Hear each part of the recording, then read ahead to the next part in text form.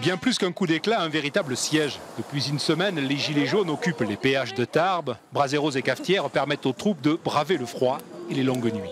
Tout simplement, il y a une rotation, il y a des personnes qui viennent la nuit, d'autres la journée, ça se relaye en permanence et puis tout le temps dans la bonne humeur, donc c'est ça qui est bien, c'est agréable. Les automobilistes et chauffeurs de poids lourds expriment leur soutien pour ces revendications sur le pouvoir d'achat et bien au-delà de la fiscalité des carburants. On dit l'essence, mais il n'y a pas que l'essence. Moi j'ai un mari handicapé, moi je ne peux pas travailler parce que je m'occupe de lui par exemple. Et ben qu'est-ce que je vais avoir à la retraite? On me donne rien. Lui s'il arrive quelque chose, demain j'ai rien.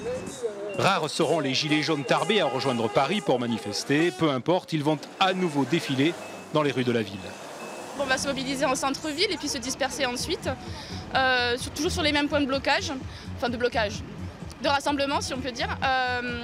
Et donc oui, pour se montrer, l'idée c'est de se rendre visible à un gouvernement qui est sourd, qui est aveugle.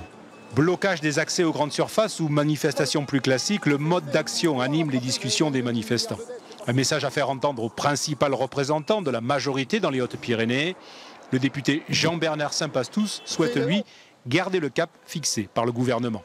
Aujourd'hui, il faut continuer, notre message il est fort, il faut continuer la taxe carbone. Maintenant, il faut accompagner socialement ce mouvement à nos concitoyens. C'est ça que le président devrait normalement annoncer mardi.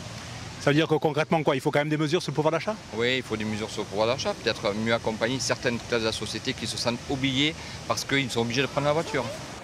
Inauguration et cérémonie figurent au programme de l'élu ce week-end, avec un œil attentif sur l'évolution du mouvement.